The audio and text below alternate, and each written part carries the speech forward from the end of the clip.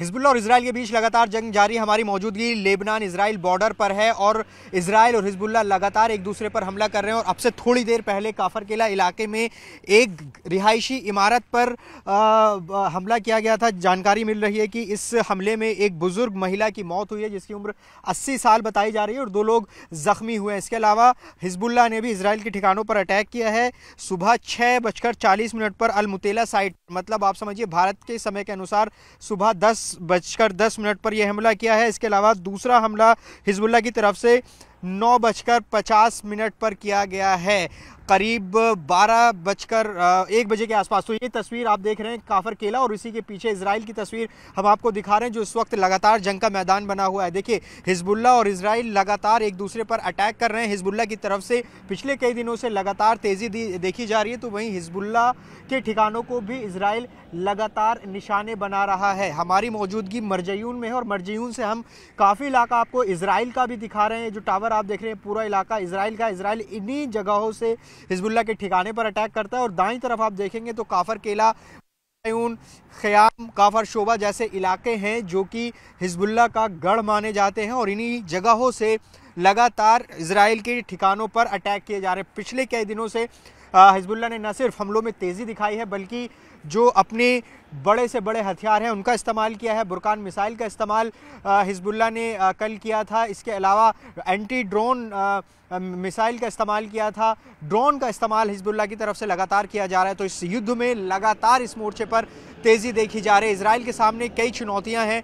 न सिर्फ लेबनान में एक चुनौती है जहां से हिजबुल्लाह चुनौती पेश कर रहा है, दूसरी तरफ हमास के साथ गाज़ा में जंग में है, तो वहीं यमन के हूती विद्रोही भी इजराइल के खिलाफ मोर्चा खोले हुए हैं। तो ऐसे में कई मोर्चों पर इजराइल को युद्ध का सामना करना पड़ रहा है और ये युद्ध अभी ख़त्म नहीं हुआ है, लगातार खिंचता ही चले जा रहा है। इस वक्त हमारी मौजूदगी इजराइल लेबनान बॉर्डर पर है। काफर केला इस इलाके का नाम है। काफर केला से हमने बहुत सारी रिपोर्ट्स की हैं। हम आज एक ख़ास रिपोर्ट यहाँ पर आपको दिखाने वाले हैं। पहले मैं अपनी लोकेशन इस्टेब्लिश कर दूं। मैं काफर केला में इजराइल बॉर्डर के बेहद नज़दीक खड़ा हूं।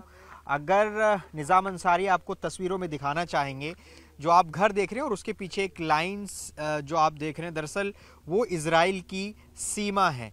इजराइल की सीमा बेहद नज़दीक है काफर केला में।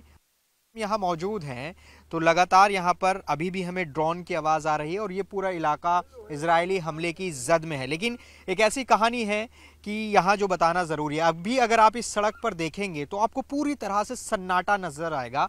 कोई भी यहाँ पर आपको नहीं दिखेगा, एक भी शख्स, सिवाय न्यूज़ 18 इंडिया की मौजूदगी के। लेकिन एक शख्स है जो साल 2006 की जब जंग हुई थी तब भी यहाँ अकेला डटा रहा था और उससे पहले भी जब 1995 में इजराइल यहाँ पर था तब भी यहाँ पर था। उस शख्स का नाम है और उनसे आपको मिलवाते हैं जमील जोकी।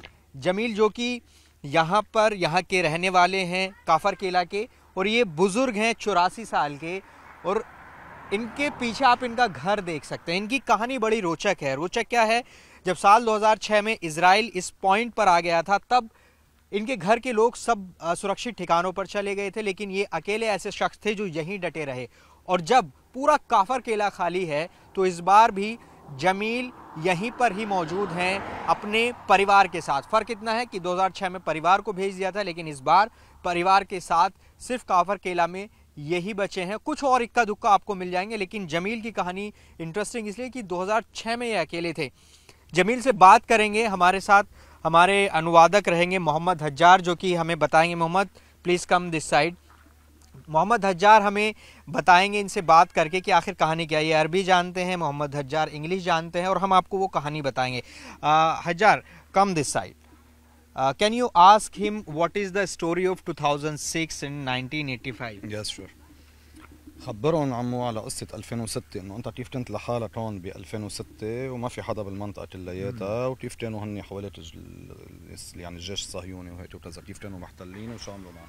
أنا بال 2006 كنت قاعد قدام الباب هون، ما دشرت 33 يوم، ما دشرت بيت يهودي جيش لحد كله يمروا من هون. وبالآخر الحمد لله أنا وقاعد قدام البيت مرق شخص حامل قلن بإيده بيقول لي بدنا بنزين، قلت له بنزين هون ما في، تعال هون. اجا قعدت انا وياه، قلت له انا بعرفك انت منين. لا شو بدنا نحن، انت بدك تخبرهم. خبرهم شو بدنا بهيدي القصه، ما بدنا نجيب سيره حدا، بدنا نخبرهم نحن انه بال 2006 كيف كنا هون لحالك وكيف كانوا الاسرائيليه وليش انت ما تركت البيت. ما بدنا نحكي على حدا، ليه ما تركت البيت؟ انا قاعد هون ما تركت البيت، ما تركت البيت ابدا. الاسرائيليه والعالم كلها تمر من هون وانا قاعد. 33 days you will still here. وبالاخر الحمد لله ما صار عنا شيء ابدا ابدا ابدا. 1 month and 3 days he stay here in Kfar Kela. He's alone, nobody with him. All the Israeli army, Sahiyoni, was here.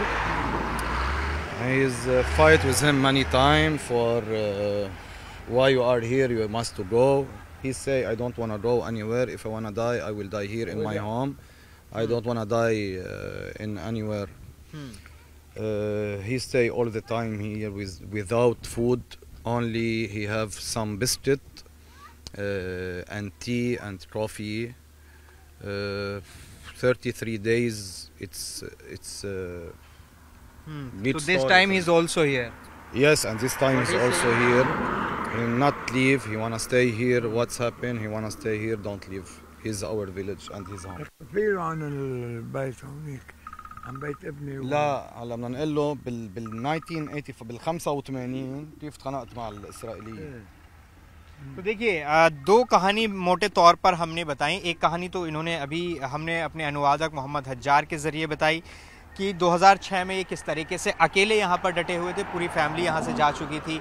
एक कहानी इन्होंने हमसे बातचीत में बताई साल 1985 में जब इस इलाके में काफर केला में इज़राइल का कब्ज़ा था, तब भी ये यहाँ पर मौजूद थे और ये घर बना रहे थे जो अभी आप देख रहे हैं। इसका कंस्ट्रक्शन का काम चल रहा था, लेकिन एक इजरायली सैनिक जो कि मूल रूप का यमन का रहने वाला था, उसने घर का काम रुकवाया और 3 महीने तक काम रुका रहा। फिर वो गए वहाँ पर और उन्होंने कहा कि मुझे किसी परमिशन की ज़रूरत है। दरअसल उस सैनिक ने कहा था कि आपको परमिशन की ज़रूरत होगी घर बनाने के लिए, लेकिन उन्होंने कहा कि मुझे किसी परमिशन की ज़रूरत नहीं है, ये मेरी ज़मीन है, ये लेबनान है और हम घर बना कर रहेंगे। लेकिन काम नहीं रुका, 3 महीने तक काम रुका रहा। फिर ये वापस उस सैनिक के पास गया और कहा कि अगर तुम मेरा घर नहीं बनने दोगे तो मैं तुम्हारा हत्या कर दूंगा। और उसके बाद उस सैनिक को अंत में इजाज़त देनी पड़ी और फिर ये घर इनको यहाँ इस तरह से बनाया। और अभी भी आप देखेंगे अपने परिवार के साथ ये मौजूद हैं। अकेला ऐसा घर हमें पूरे काफर केला में नज़र आता है जो कि यहाँ पर फ़िलहाल मौजूद है। मैं आपको ड्रोन की आवाज़ सुनवाना चाहता हूँ।